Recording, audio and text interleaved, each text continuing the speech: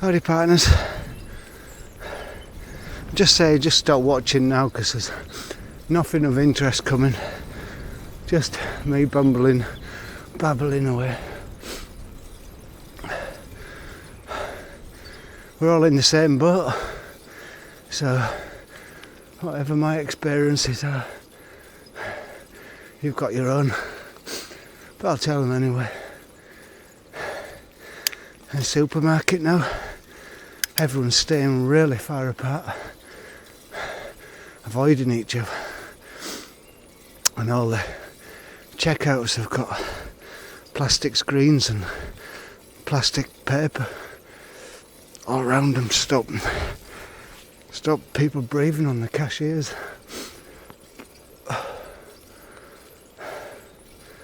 I've been locked in the house the last 3 days by self-choice, not going out and not meeting anyone, as you all probably are doing yourselves.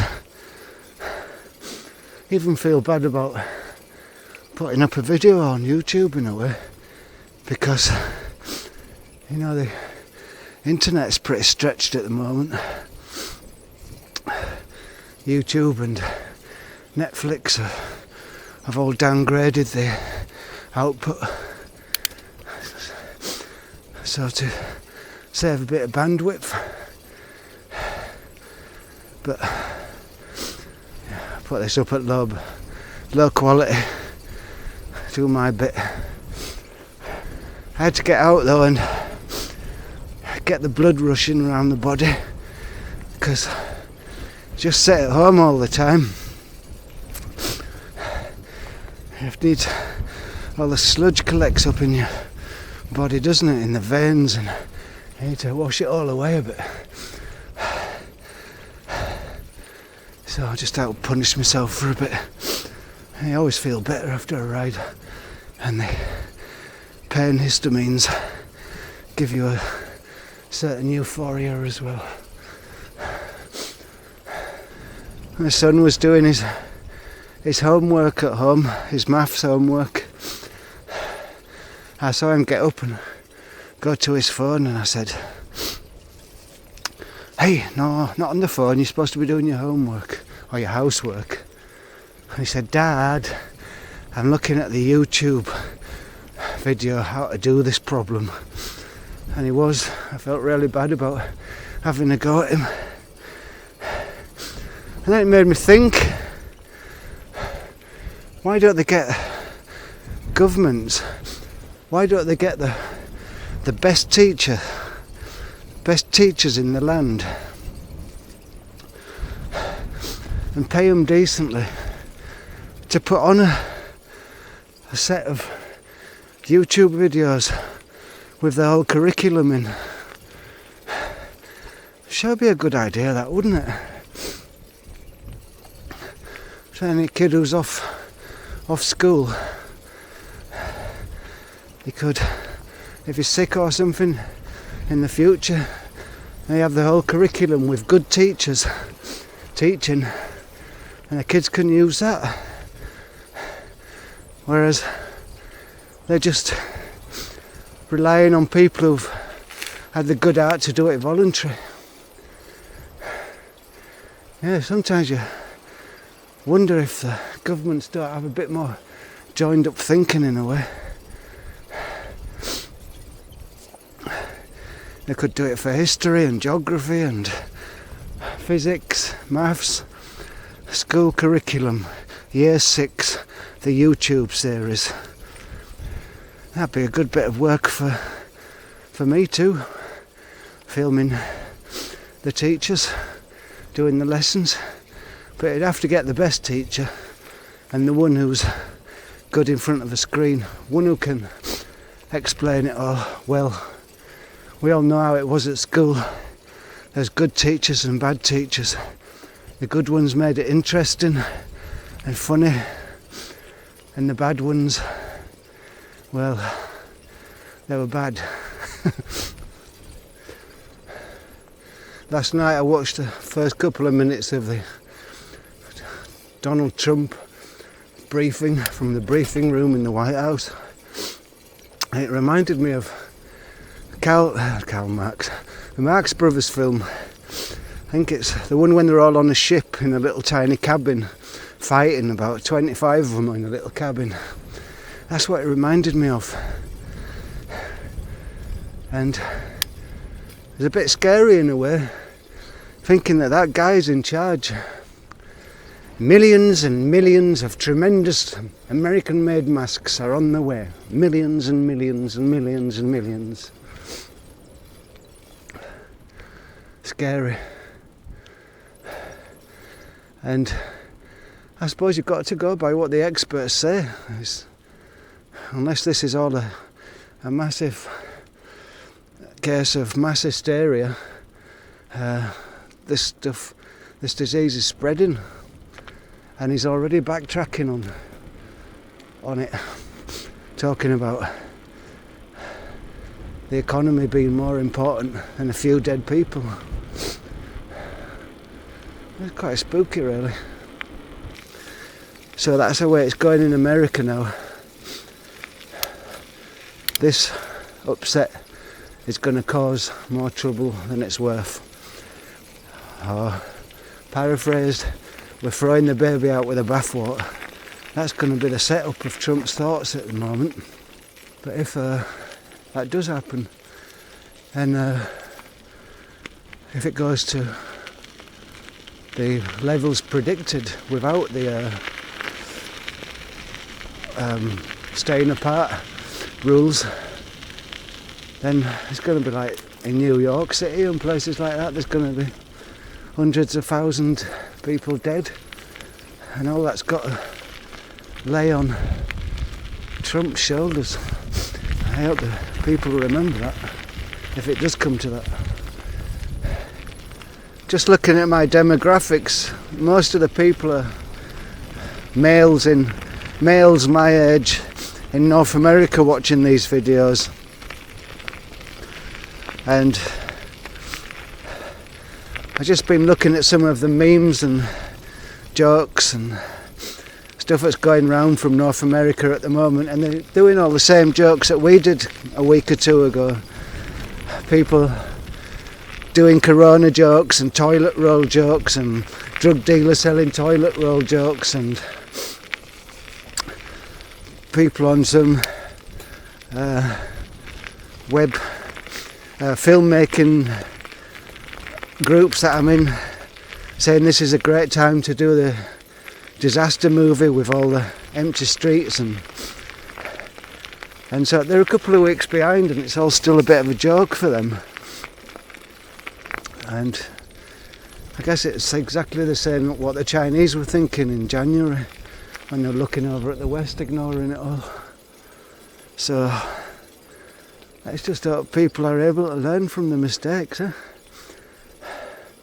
It's pretty cold though today. It's nice and sunny, but my wrists are hurting with pain from the ice cold wind.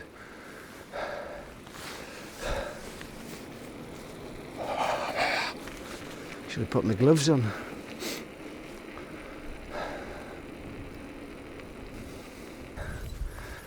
And an odd little snippet I read in the news today was that the projected deaths from small particles in people's lungs will go down by 20,000 from the reduction in pollution in the air. And there'll be more people saved by that with pulmonary diseases than will people die of corona. So it's a win-win situation, isn't it, really? So doing this now puts the whole economy on hold in a way, but it's a double win. Gives nature a little rest, gives us all a little rest, and it'll show us maybe we shouldn't rely on the way we have been relying on things, and as capitalism got faster and faster and more powerful and more billionaires. Like capping wealth at like 500 million, yeah? And anybody who gets up to $500 million, every single bit more that they make goes to the state to help the poorer people. Ideas like that. And everything relying on a day or two delivery. Always everything as tight as possible to save money, to make money.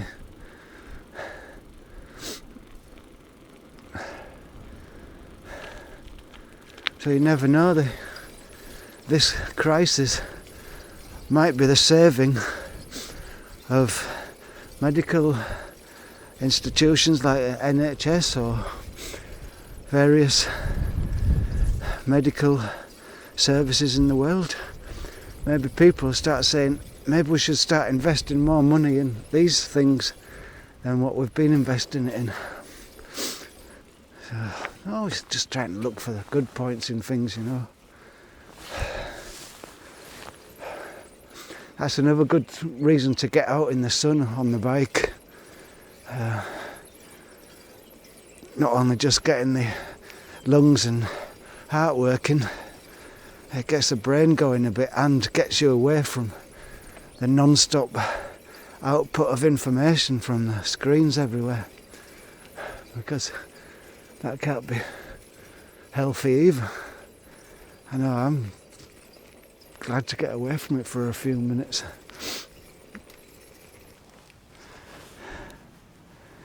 It's such a gorgeous spring as well. Nature doesn't seem perturbed at all. In fact, it feels invigorated. Another reason it's good to get out and get that body, get the fluids pumping. You want your lungs in good condition in case you do get it. Mine are in bad condition from smoking, but I try and put that off by going on bike rides. But if you're just sitting at home on standby, all the fluids settle, don't they, in your body? And guess they settle in the bottom of your lungs too. And you want it all free flowing. Anyway. Yeah, one tip I'd say is keep newspapers. You can always throw them out when this situation's gone, but don't throw out your newspapers.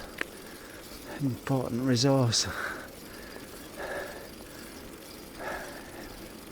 In case the toilet paper runs out, you can always use them. In case you have to make yourself a mask or something, you better use newspapers, a wad of them together. So that's one tip of mine. Don't chuck your papers out. Keep them piled up somewhere. Being kind of extra careful on the bike, not going down hills too fast, just riding like an old fart really, because just in case you do come off, it's not the time you want to have an accident, is it? You don't want to be going into the hospital and clogging them up with a fractured skull or something. You don't want to be going in hospitals or doctors or anything full stop. But you've got to take some risk, haven't you? And well-being after a bike ride is worth it.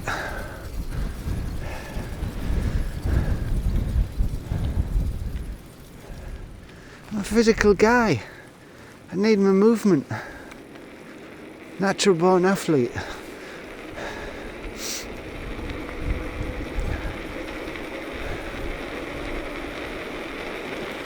Slow down.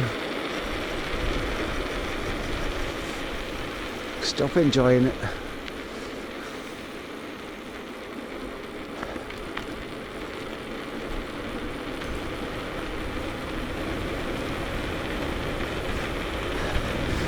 Lovely, the first green of spring everywhere. You can't see it there because You see that field at the side?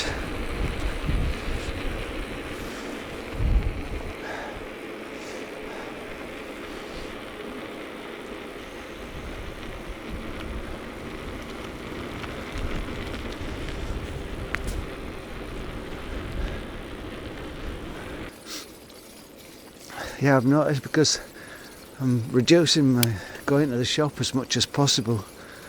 I'm just living on basics, really. Lots of big stews, and stews turned into things the next day, and still some left over and turned into something else. Maybe one day with rice, the next day with noodles, and the third day with the rest on toast or something. So you're already gone into this emergency modus, and that's one of the incredible things about humans, is that nothing stays novel for very long. That's why we've got the word novel. We get used to stuff instantly almost. It's like, imagine a cat looking at something it's never seen before in the garden.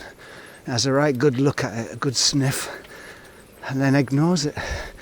He knows it, checked it, it doesn't exist anymore. It's just like this with our situation now. I always get people saying you can never try anything different because it won't work.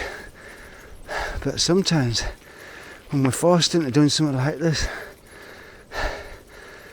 yeah, first few days is strange and it feels like a film, but our brains are so good at adapting to things that the novelty wears off and becomes normal. And that's what a lot of rights people are worried about. All the rules that have been put on us now, curfew, all these things, all these groups meeting up. It was unthinkable, wasn't it, a couple of weeks ago, but people get used to it. And it won't seem like it was ever any different. And that's one of the dangers, that people forget things so quick.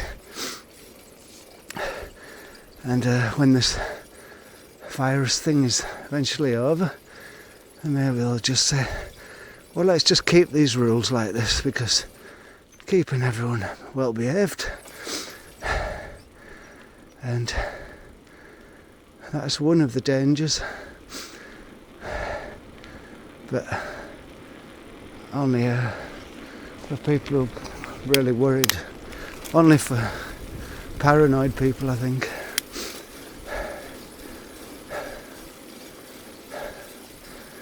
But what I don't understand as well is, like, all the time we've been told it's better to privatise companies, it works better, it's more efficient, it's wonderful.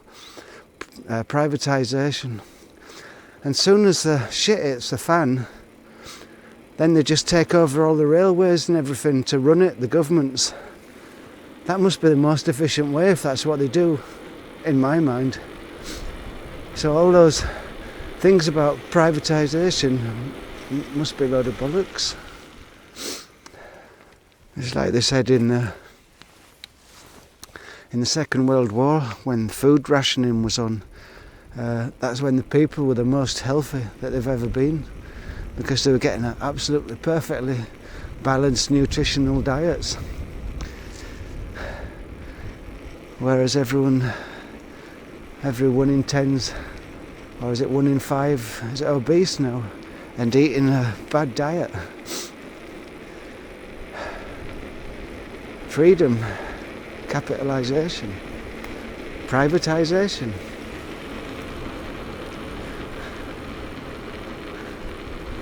Is it more efficient generally, or is it just more efficient in generating money for a certain few people? That's one of the questions you've got to ask yourself, huh? And that's where Trump's desperately trying not to show his true colours.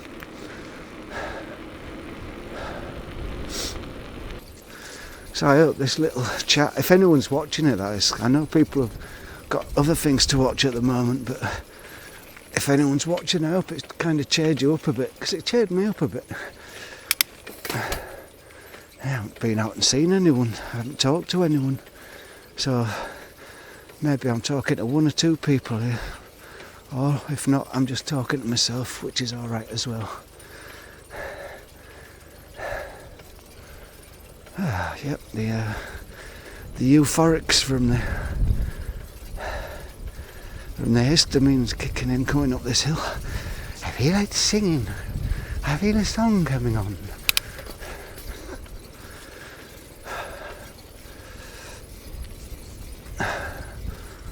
Always look on the bright side of life. Da-dum, da-dum, ba-dum, ba-dum. So that's my allotted hour of exercising done. Back into lockdown. Lockdown.